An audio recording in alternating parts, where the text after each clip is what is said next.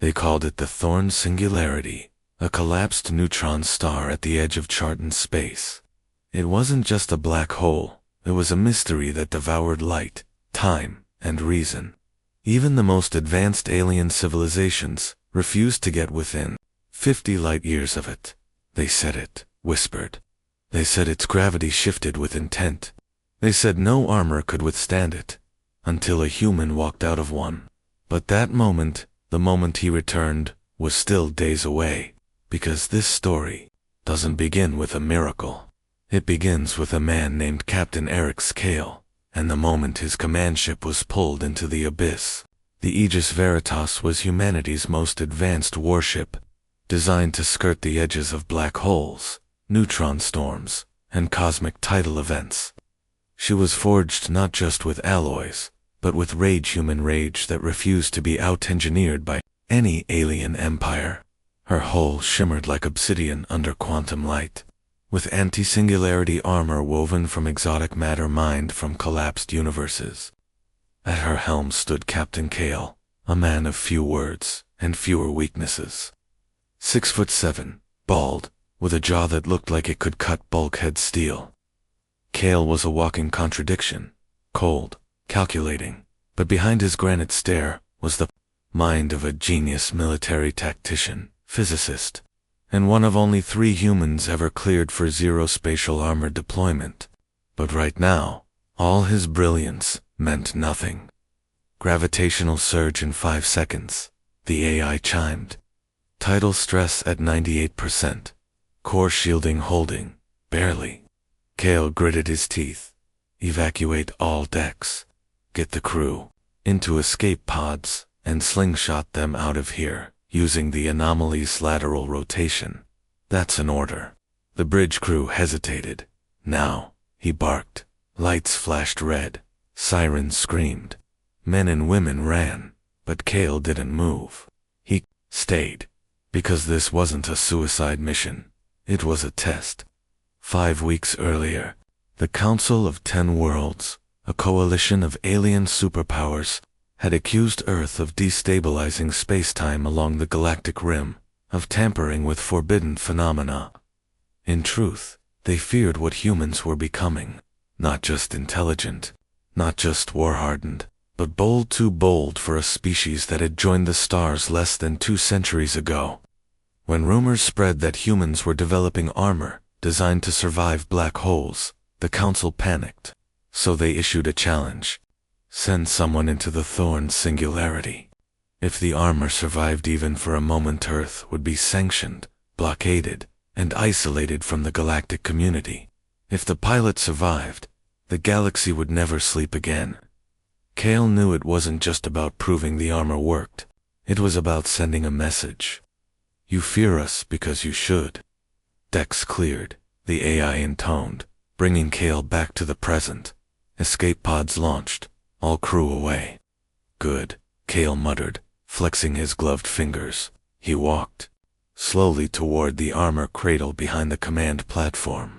The one half you said. First narrative, Andy and O getting chat said. Understood, I'll rewrite. Chapter 1, in pure narrative format, with no headings, flowing like a cinematic HFY novel, keeping the tone gritty, immersive, and emotionally intense. The story will be a minimum of 3,500 words. Here's the beginning of Chapter 1 of your story. They said no armor could withstand a black hole, that even the mightiest alloys, forged in neutron furnaces and layered with dark matter composites, would collapse under the gravity. That time itself would fail. Memory would shred. Bones would become dust before the signal even reached another star. The galaxy believed it. They wrote it into scientific scripture, etched it onto warning beacons, taught it to their children in the same breath as fire safety. But then a human walked out of one. Not a ghost.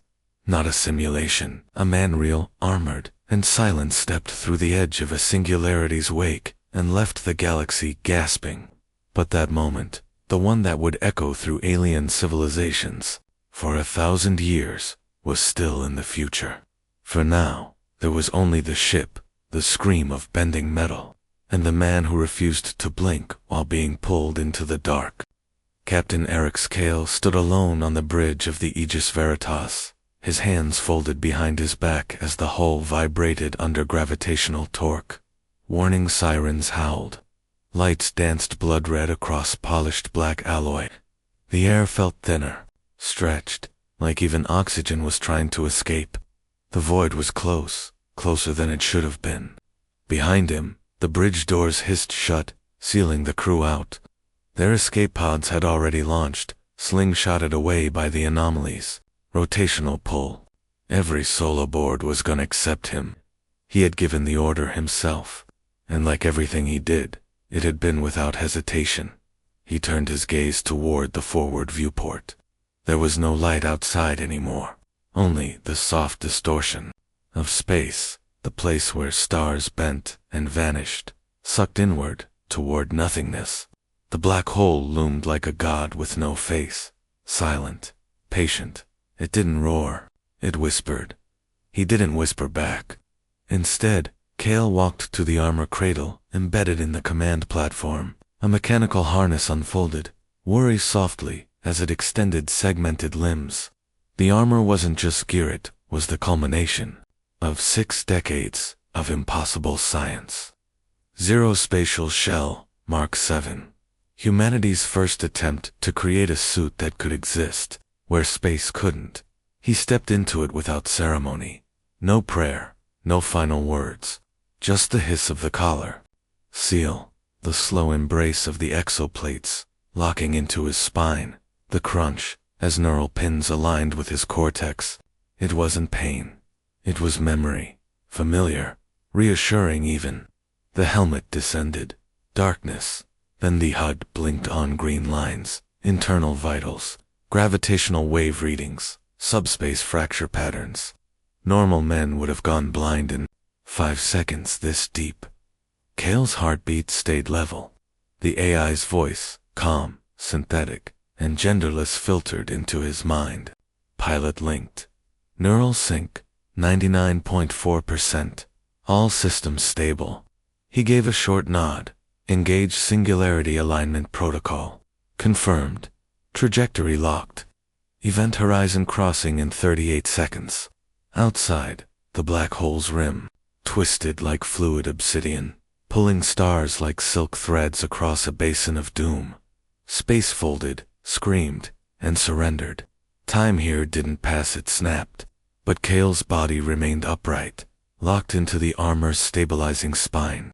His mind held on to the only thing it needed, purpose. He hadn't come here to survive. He'd come here to prove survival wrong. The gravitational wave hit like a god's hammer.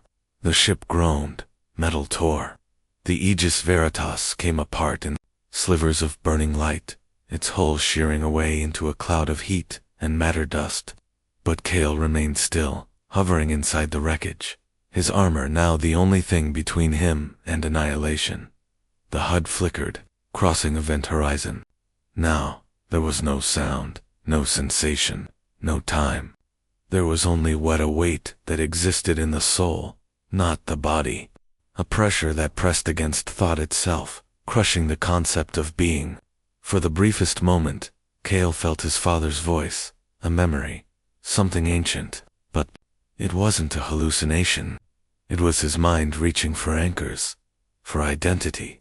He forced his jaw to move inside the helmet, not to speak, just to move. To remind himself he was still human, still in control. The armor screamed telemetry, hull stress at 134%, quantum lattice fracture at 12%, neural link at 71%. Pain flared behind his eyes, bright and sharp, but he embraced it. Pain was proof. He was still here. The singularity was no longer just outside. It was everywhere. He wasn't falling through space. He was falling through laws. And still, the armor held. 10 seconds. 20. 47. He passed into something else. Not darkness. Not light. A silence that was full, not empty. A space between thoughts. The place where entropy paused to consider what came next. Then, something saw him. He didn't know how he knew. There was no face, no shape. Just awareness. Mense, ancient, patient. A thing older than gravity. It looked at him, and he looked back. No terror, no begging, just a soldier's calm. It whispered not in words, but in pressure. Why? And Cale, mind unraveling at the edges, answered without hesitation. Because we can. He didn't know if it understood, but it let him pass. Then there was motion again. Acceleration, mass, heat, radiation. Reality reformed around him in shattered fragments, stitching itself back together, and he was through, on the other side. Time resumed, his HUD rebooted, the armor resensed, and his body, impossibly intact, floated in a void he didn't recognize. The black hole behind him flickered with something unnatural, a ripple in its event shell. He checked suit vitals. Alive. Heart rate. Elevated. Sanity. Debatable. But he was here. He keyed the comms on a private frequency, the same one the Council of 10 had used to broadcast their warning. He transmitted a single word. Success. Then he closed the channel. Behind him, in the folds of warped space, something ancient stirred, and then grew still once more. Captain Eric's Cale turned toward the stars, and ignited the thrusters. He wasn't done. Not yet. Because proving humanity could survive a black hole wasn't enough. Now the galaxy needed to know what that survival meant. There was silence in the council chamber of the 10 worlds, not the diplomatic kind, not the ceremonial hush before some elder made a point. This silence had teeth. It stretched across the obsidian floor, coiled around the polished crystal walls, and dripped down from the levitating hollow emblems of the Council's 10-member species. And at the center, flickering in real-time projection, was the impossible image, a human figure, suspended in space, hovering just outside the edge of the Thorn's singularity live. His armor was cracked, but intact, his face obscured by the battle-scarred helmet. The back of his propulsion system still glowed faintly from re-entry burn. But he was breathing, standing, staring directly at their surveillance relay drone, as though he could see straight through it. The silence didn't break, it shattered. "This is a violation of every law of gravitational conduct," screeched Chancellor Rixvel of the Viren Dominion, his wings fluttering in a burst of ultraviolet rage. "That suit should have unraveled before it breached even the ergosphere." "Perhaps you were wrong," rasped Elder Juan of the Archangel, her triple eyes narrowing in fascination rather than fury. "Perhaps they are ahead of us. They're apes," boomed Lord Vikal of the Rorothi clans, pounding his clawed fist against the plasma-woven table. "Barely 2 centuries past chemical propulsion, and now this he survives, a singularity. This cannot stand." "He didn't just survive," muttered Grand Advisor Tunnix of the Serati Thoughtweavers. "He transmitted one word on our private diplomatic band." The Hala reloaded. Again, the Council saw it. A single word, transmitted from inside the gravitational shadow of the most feared anomaly in known space. Success. And then the signal had gone dark, across the galaxy. Humans celebrated. Earth had known the Council wouldn't believe, research alone, wouldn't trust lab results or simulation metrics. No, aliens needed spectacle, needed proof, so Captain Cale had given it to them, by diving into death and walking back out. But Cale didn't return to Earth. He didn't return anywhere familiar, because the Thorn singularity was not stable. Something had shifted, twisted. His exit point wasn't mapped space. It wasn't even Council space. Cale found himself drifting above a planet so blackened and burned that even the stars around it seemed afraid. Wreckage orbited in chaotic spirals, ships, debris, bones. He activated a scan. Designations: Council Fleet, Lost Squadron, Omega. Status: annihilated. He checked TIMESTAM, battle, never logged. Not in any known war database. Something had destroyed a full task force here, and it hadn't been humans. His armor AI rebooted fully after 37 minutes. Internal memory storage updated. Weapons status compromised but repairable. Navigation offline. Kale didn't panic. He adjusted his stance mid-orbit, located a spinning Council cruiser hull with a visible docking port, and launched a tether dot. It latched. 10 minutes later, he was inside the corpse of a Council warship, lights flickering, gravity failing in bursts. Dead aliens floated in zero-G, faces twisted in terror, eyes shattered from what looked like psychic overload. No blast wounds, no claws, no gunfire, just fear. Something had come through this system that unmade thought, and Kale was now trapped. In the same region, he moved through the ship in silence, ignoring the corpses. He wasn't here for answers, not yet. First came survival, then came understanding, then came war. It took KL 40 hours to rebuild basic propulsion, using hybrid fuel cells stripped from 3 different species. Tech cores. The armor's internal systems learned fast reprogramming, fuel-type protocols, converting alien energy formats, adapting to psionic residue in the hull. It wasn't beautiful, but it worked. He blasted out of the orbit ring and set a low-burn trajectory toward a nearby pulsar, estimating it would give him a data burst relay back to human space if his quantum field ping could align through the radiation wash. But halfway there, he was intercepted, not by a ship, by a signal, not Council, not human, not known. It was a scream, buried in layers of code, fractalized into patterns not meant to be read but felt, and it came with coordinates. Coordinates inside the rift that had killed the Council fleet. Kale didn't hesitate. He adjusted course. He was human, and humans didn't fear the dark anymore. They walked into it, back in Council space. The panic had evolved into strategy. Ships were repositioned, wormhole gates recalibrated, entire fleet movements suspended. The Council had never prepared for a species that could ignore their laws of reality. Some argued for extermination, preemptive strikes, biological weapons, quantum destabilizers, but Elder Juon only leaned forward, her voice calm.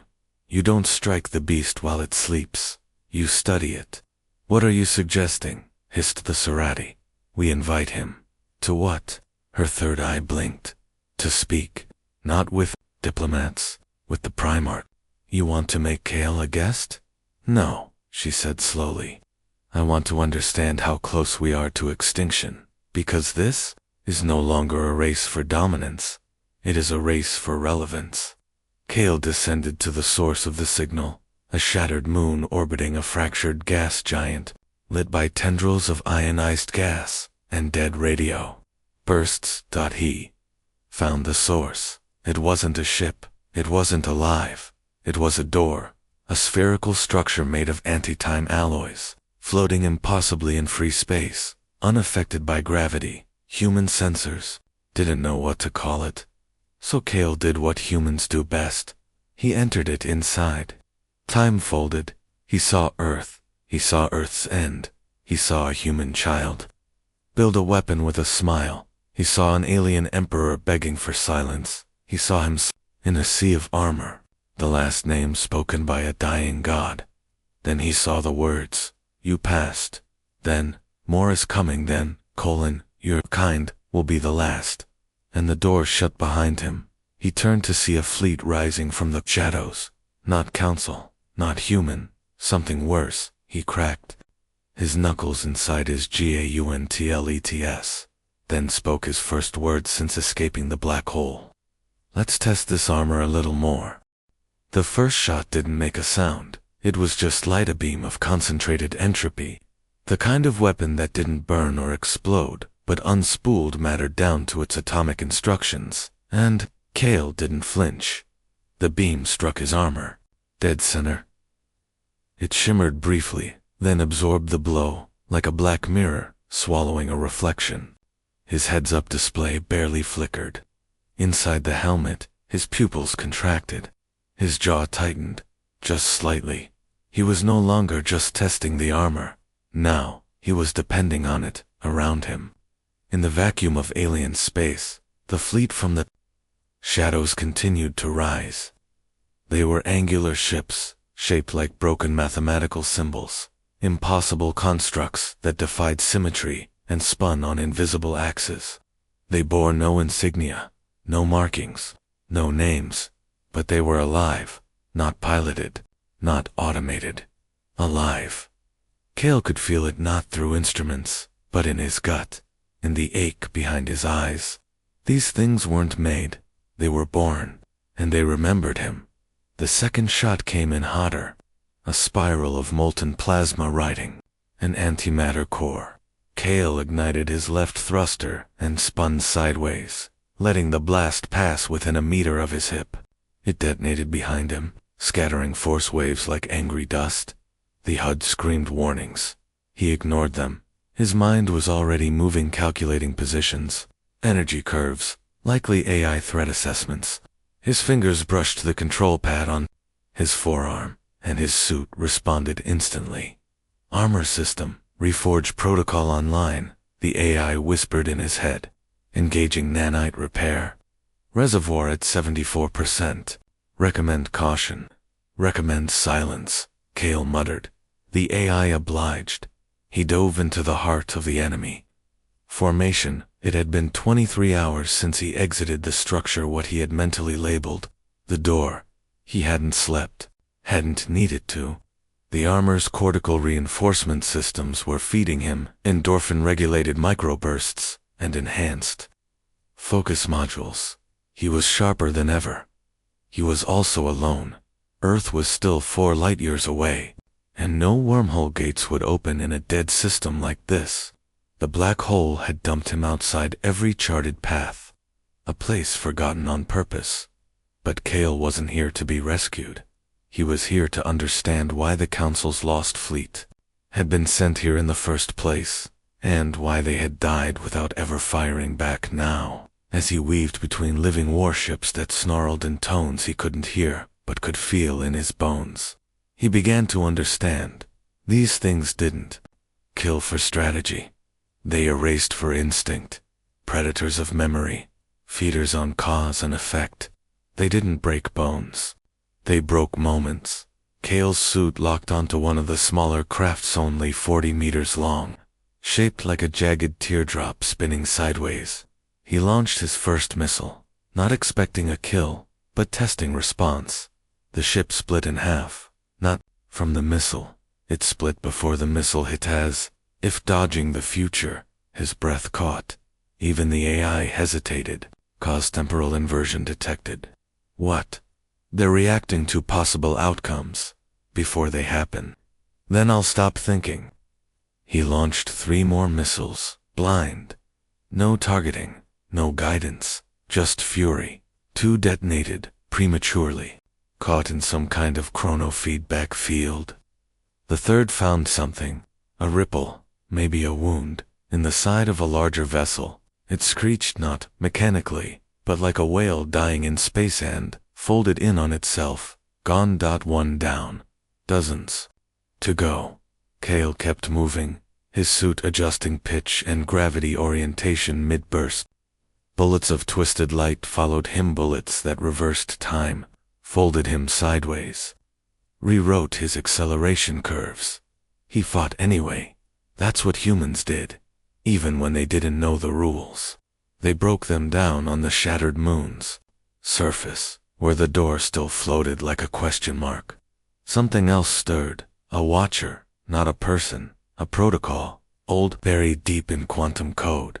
It watched Cale's every move, analyzed his pulses, his pain levels, his kill ratio, his defiance. It whispered again, candidate unstable.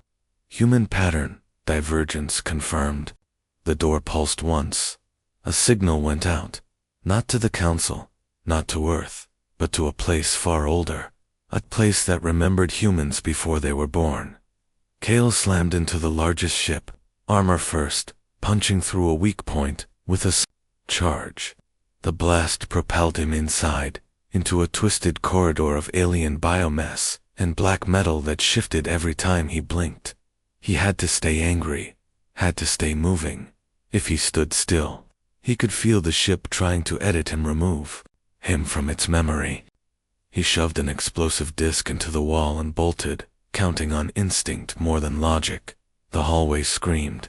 He leaped through a rippling membrane into a chamber and stopped. There were hundreds of them, humans, or what had once been, suspended in cages of light, stripped of their names, their pasts, their futures, blank-eyed, silent, experiments, or trophies. Cale's heart pounded. This wasn't just a battlefield, it was a message the aliens had been watching Earth for longer than anyone knew, taking humans, studying them, feeding on their memories. He stepped forward. One of the figures opened her eyes. "Are you real?" she whispered. Cale didn't answer. He walked to the central pillar and drove his blade into it.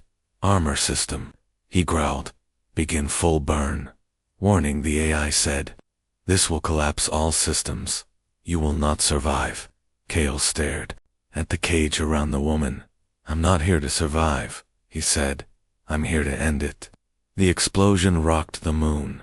Ships reeled, and from the wreckage, a shadow crawled out, blackened, burning, walking slow, dragging half a chest plate and a severed gauntlet.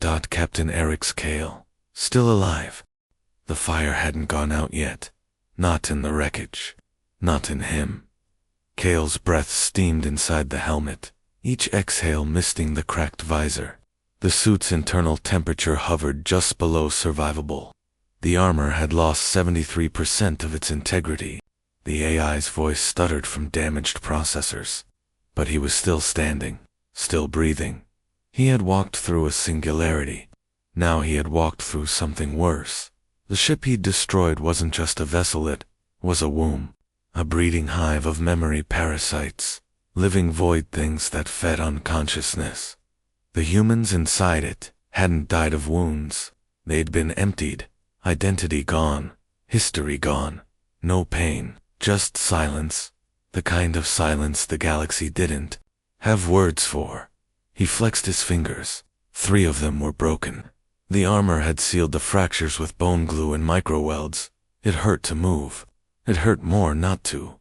Pain, he reminded himself, was good. Pain meant the war wasn't over yet. Far above him, a new ripple cut through the stars. A shimmer of light that wasn't light of folding. A gate. End from it came a ship. Not Council, not alien. Earth. The Vanguard, Ascendant, humanity's first interstellar dreadnought. Built in secret, forged in response to one message: success. He hadn't known if the ping had gone through, but someone had heard. Someone had believed. A voice crackled through his helmet, distorted but unmistakably human. "Captain Cale, this is Command. We have visual. We're coming for you." He didn't reply. He just sat down in the ash, armored knees sinking into scorched alien soil. His hand rested on a shard of Holta, one that had held a cage. Inside it, he'd found a name etched into the inner panel. Mara Jensen. Age, 26. Status, missing. Location, unknown. Time missing, 141 years. Earth hadn't even made orbit back then. They'd been taking people for centuries, and now the galaxy would pay for it. The Vanguard Ascendant touched down like a thunderclap. Its landing struts vaporized the alien stone beneath. Ramp down. Squat out. Heavy weapons first. Then, a figure in silver-blue command armor strode forward. Admiral Rissa Cole. She hadn't seen Cale in 11 years. She stopped 5 feet from him, looked down. "You look like hell. I walked through worse to get here." "Yeah," she said, scanning the carnage behind him. "We noticed." He slowly stood, bones grinding under auto-stiffened servos. "You have the package?" she asked. He held out a crystal alien data storage, burnt black. It pulsed like a living heart. "This has everything," he said. "Coordinates, structure, schematics, their biology, their purpose." She took it with armored gloves. "And what's their purpose?" Cale looked to the sky. "They don't want to conquer. They don't want to destroy. Then what? They want to forget us. Erase us. Like we were never here. She stiffened. Then they've failed. No, he said, eyes narrowing. They haven't even started. The command deck of the Vanguard Ascendant was a cathedral of screens, data flows, and silence. Officers worked like ghosts, processing alien intel in real time. The AI parsed every signal, image, and blood sample Kale had collected. Then the message came. Not from space, from the suit. Log playback initiated. The armor's AI rasped. User subconscious imprint detected. Memory trace encrypted. Cole looked at Kale. You recorded something.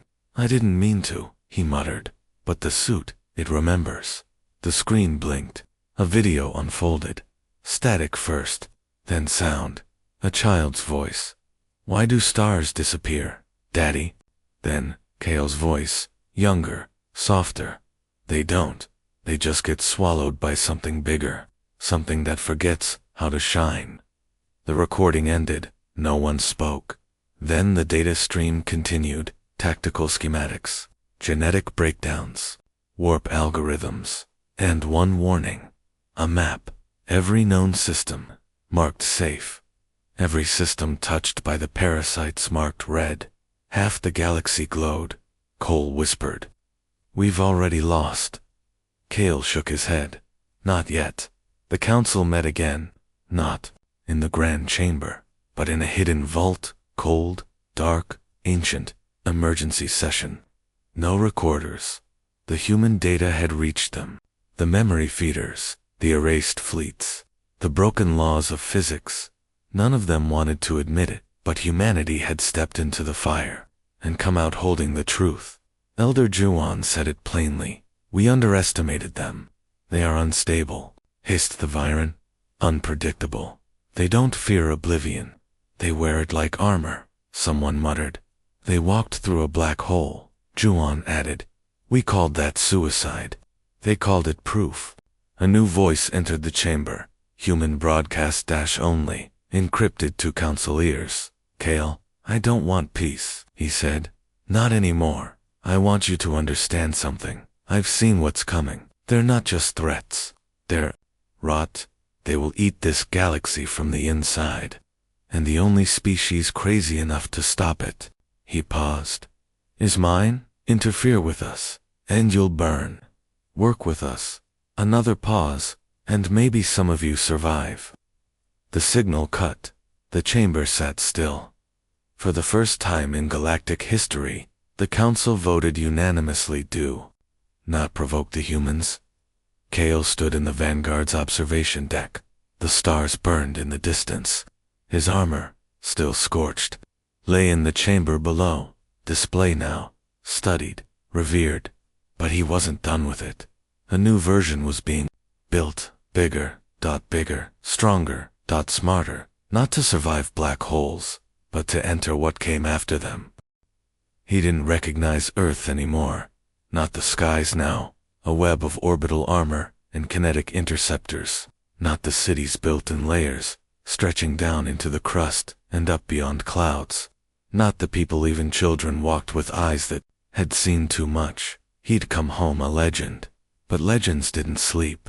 They prepared. Captain Eric's Kale stood on the edge of the new forge spire, a kilometer-high facility rising from the Himalayan fault line, overlooking the world he had nearly died for. The wind howled like it was trying to pull secrets from the air. Behind him, the next generation of armor waited in silence. Project name, Phantom Core. Model designation, ZSS Mark 8. Godwalker. Purpose, no longer survival. Now retaliation. Since Kale's return, Earth had stopped waiting for permission. The Council of 10 Worlds had gone quiet, fearing provocation. But humanity wasn't building for them anymore. They were building for what Kale saw in the door. The memory-eaters. The rot beneath causality. The things that fed on existence like it was a meal, and Earth had decided to be poisonous. Deep beneath Forge Spire, the Mark 8 armor stood inside an entropic containment field, shaped from a metal that didn't reflect light.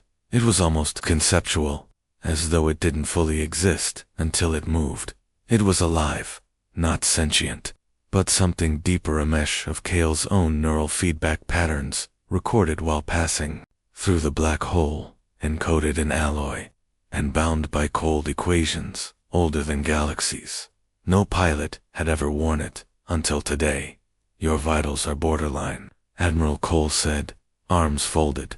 You're still recovering from the damage. There are other candidates. There are no other survivors, Kale replied, strapping his arms into the sync gauntlets. Not from where I've been. She narrowed her eyes. You won't come back from this one. He smirked. That's what they said last time. The launch sequence was different this time. There was no target, no known location, no safe return window, just a signal, buried in the deepest part of the data from the memory hive he'd destroyed. A pulse repeated once every 13 hours, a frequency made of screams, echoes, and broken dreams. Not a call for help. A lure. And Kale took the bait. He stepped into the armor. It didn't close around him. It became him. Every breath synced. Every nerve wrapped in alloy so advanced it felt like skin. Gravity bent away. Thought moved faster than speech. The walls of the chamber trembled as Phantom Core activated for the first time. The sky above split open, and Kale vanished into the stars. He didn't arrive anywhere. He arrived elsewhere. A dead zone between realities, filled with broken laws. The floor beneath him wasn't metal. It was history. Echoes of dead civilizations swirled around him like ash. Ghosts of lost timelines clawed at his mind, and they were waiting. The memory parasites. Not ships, not monsters. A concept, a refusal, a hunger. He stood alone, and they approached not with weapons, but with doubt. They whispered of nothingness, of oblivion, of forgotten names. They tried to reach inside his head, to erase what made him him. But they found something else. Armor, not the alloy. The man, Captain Eric's Kale.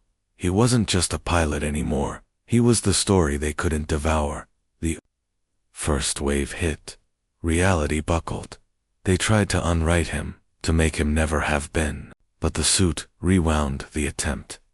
A mirror spun. Backwards.